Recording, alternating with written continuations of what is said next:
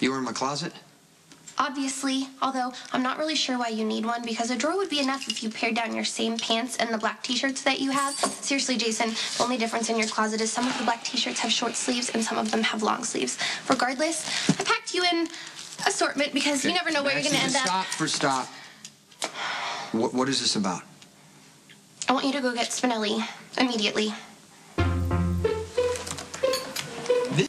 Nicholas, hey, come in.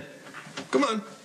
I'm a little busy right now. Maybe you could just keep this young lady company for a few minutes. I need to go to the stock room and see how much of my liquor supply my new bartender has ripped off. I'll be back. Get an earful? No. But I did hear Luke tell you to walk away from me. What surprises me is I thought you already had.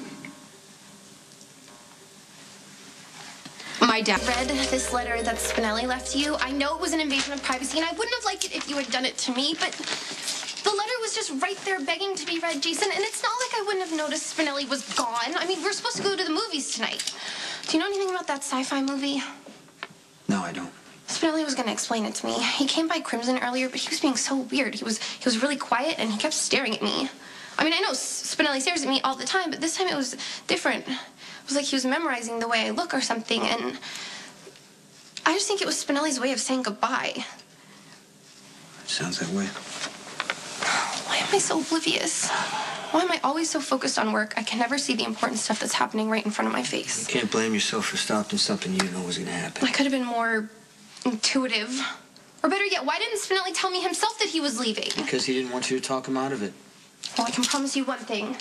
When I see him again, as soon as I'm done hugging him within an inch of his life, I'm going to read him up one side and down the other. Right after you bring him back.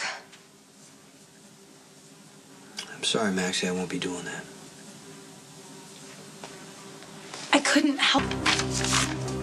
Leaving is Spinelli's decision. He's got the right, and I have to respect it, Maxie. That has to be the dumbest thing that you have ever said.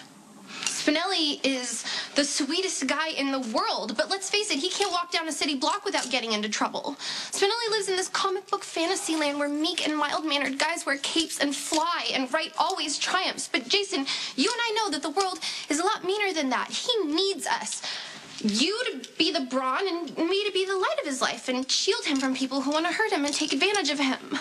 And I know that I've taken advantage of Spinelli in the past, but I honestly, genuinely care about him.